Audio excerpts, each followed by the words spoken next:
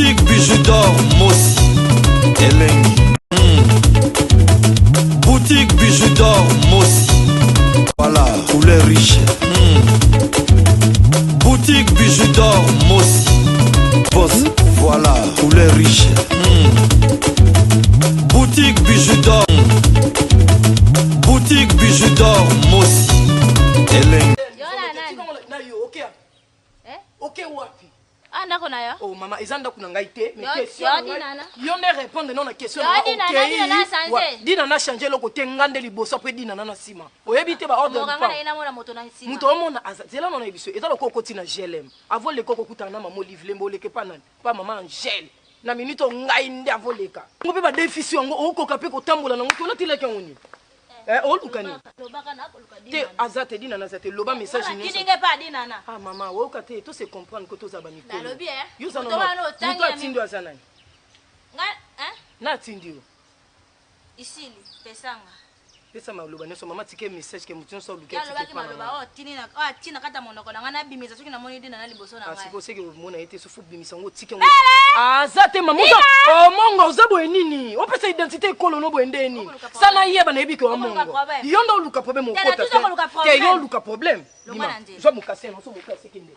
Kende. Zo ko ko no. Uye na muna luka mama mo akala oke jeune. Pesa kabela ngana passe wande yo bo. Na yebo kabelo te sika kabelo lo ama. Azati. Tuza na courtoisie routière ko ya azati okota te. Nini ngayo to solola na yo. Oyebi yango te za piscine. Oyebi yango te. Kasi la kusana ba. Mère. Mère. Toki na compagnon. Yo nani? Ngai. Ngala yakala Yo za nani? Moto. Ngape na ka moto le mona. Elo nini utala kuna po koma teza ya niveau na hotel. Loba na nani na mele, loba pesa ngatini boy kana boy kana français iboya, atindi. Wana changer wa boy? Ni. Wana fonction ma bisa boy. Yo boy. Boy, te ngana la reine de la maison après Chinedu. Leni mami wat. Te reine mami wat te après Chinedu ngai après maman. Benga mele nga motatini nga pe mele nga motatini nga dina la boy. Musala na ajino ti lelo saka mona musala. Mawe ba boy ba aussi la kalatin. Wana doki ne wat. Yebi. Toko sila. Otimbandaka ngana utaka na utaka mboka. Na ye mwana mwasi loba na tendresse. Tanga utaka mboka. Tango utaka mboka to explique nga lokoza. Benga na moto na akoluka. Muto luka za. Benga moto na akoluka. Muto luka za to kota te so mo kase no so mo kodo kodo no ke nango. Ya. Ngana bima te kana nge pesa ngatini na pesa message pena zo mboka na pesa message. Benga moto na. Loba message ngo pana. Benga na kwesa nga. Na lingiti mazio te. Estimation ne pa na ngate. Bengai. C'est que vous avez besoin de côté. Ok, c'est bon. Si vous voulez bien alloquer, il faut que. Awa nini? Nini? Pas bien bon monter. Bon bah toi pas si. Moi t'es mon ça mutu makasi. Mutu aluka obimate. Si vous lembi, allo siminze loke. Obimate mbokana yako lukande. Oyo lukana. Na luki yote mama. Oh kota te. Mais ça c'est moi ina. Pas sungata ndenge ya komoti. Elle bonjour. Mimi nini? Mama ayo luka yo. Na kamwe na luke. Na comprendre que lelo za jour ya papa Sundiata ya repos na ye. Ndeta nga okota na moni ozo na mokodo ko donner ako ko tambola te. Nde na tuni o luka ni tika message en tout maman lelo za ka jour ya repos ayamba te. Nda banzo ganga. Toko sisi ngapa na pesi la kasi loba na sisi. Tango na ye. Mele ya moni yo, bosenje ko luka nani? Na ko da wana awa ngala bina ko luka mela tiringa pa mama dinana. Abi awa ngali bosonga na ila leni, ina nala sima. Tango na ye, mela lobi ayeba ki abi mwana mosala, mela lobaka la yo po ina mwana mosala bi, ifo ko mwana mosala na dinana la taka mamo. Yo pelata nati elambo ila kina sala abwaki ne mela lobi ifo ko e ina no bie kamata. De na tibo atinga bi ko kene pa bato bonga. Kene message wana o comme c'est pas la dina. Mais maman ka message oyeli. Tinyo sala maman za poser na ngote. Maman za besoin yo pesa. Na lobi na yebo. Soki maman za te ngai après ngai papa bongo te. Oh ana ndako ole ngala yani liboso. Na me nasaka pa mo musala. Ala nina sima. Tengo lobi te message wana na bonga na pesa yote. Mela lobi na pesa kaka ipa na yo moko dina. Ma dina. Adona. Te loba bongo lobe pa dina na. Obengi maman na opeshanga, olobi bongo lobe pa dina na.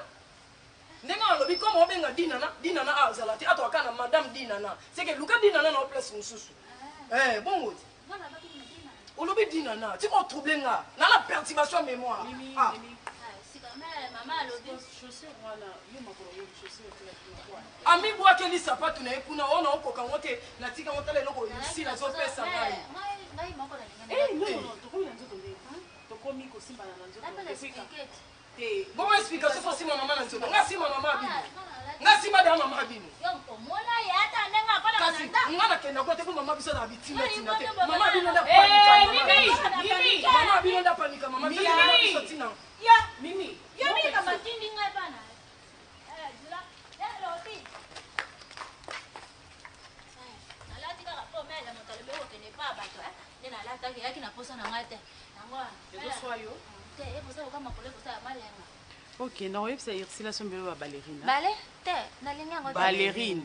Te, nalingi yango te. D'accord, yo lingi oli Muskape. mushkapu. kasi yango ni koma na français ballerine zo eloko zo ko doko dongo lata bokeni. Lata sapato kiko so. Te, nakota kaka bongo. Ah, lata la pangusi danda ko zama koloni za ba zero pe. Kamoni na ngai. Yo ndo luko be tsina nga musala. Mimi. Simbana. Ya, te.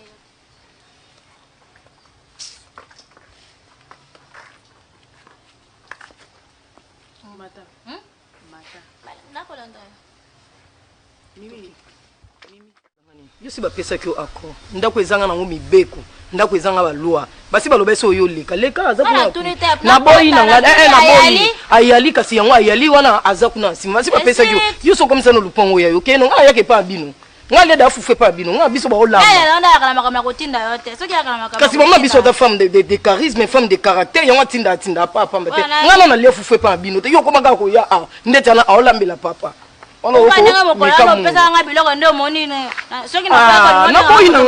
naboyi kende osokomana na privilège kende aza kuna soka nti oya na ndeko nomona mbandaka remplace nga nga na wumela na chinedu chinedu ndenge aya na chinedu na nga mwasi obe na chinedu akoka otya na ndako ezanga mpo na wume na chinedu maki oswaneka famille moko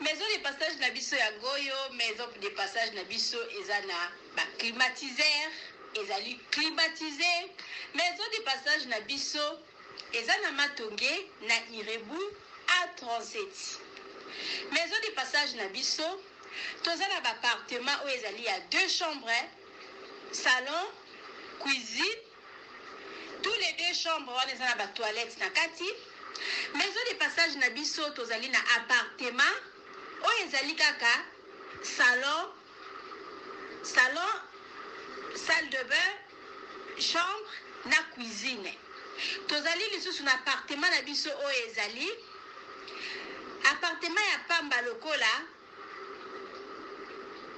chambre na toilette na oyo salle de bain na ona kati chambre oyo ezali ya pamba oyo ezaka na salle de bain okoyamba bapaya na yo na kati chambre oyo ezali chambre salon cuisine salon ezali ya monene comme okoyamba bapaya na yo na kati comme okoki koyamba bapaya na yo libanda mai na biso ebimaka kitoko courant na biso toza na balune ebele toza na groupe na biso soki courant ekei totie essence na kati ya groupe ndako na biso ezali sécurité eza na sécurité ya makasi maison de passage na biso na matonge toza kobengisa bino mwana nyonso to ya poto benga numéro oyo ozomona réserve place na yo mpona ozwa place na yo ya kolala na kati ya maison de passage na biso tozali na boutique oyo bazoteka baduver bazoteka nyonso tu na kati ya boutique wana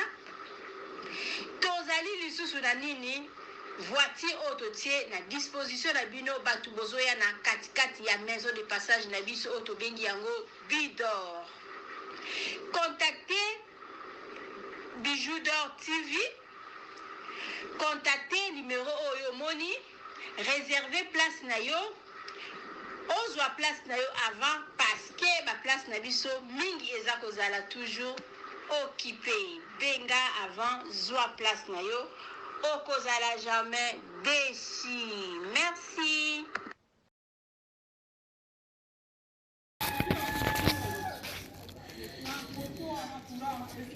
Salut, salut, j'espère que vous allez bien. En fait, c'est plus pour les diasporas. C'est donc qui veulent passer leur séjour ici à Kinshasa. Alors pour tous vos déplacements, il y a une voiture à louer qui est là, marque Hyundai. La voiture elle est confortable, donc climatisée et tout et tout. Donc la voiture répond vraiment aux normes. Alors pour tout contact, veuillez contacter Bidor TV au numéro qui suit, plus 49 17 85 52 23 11. Donc je réponds pour une meilleure compréhension. Plus 49 17 85 52 23 11. Donc la voiture elle est là, marque Hyundai. Donc voilà. Donc ici nous sommes à Kinshasa. Donc pour tous les diasporas, pendant tous vos séjours à Kinshasa, voilà la voiture elle est là pour vos déplacements et tout et tout. Donc partout où vous voulez y aller, la voiture elle est là. Donc vraiment, veuillez contacter Bidor TV et vous ne serez pas déçus. Merci et bye.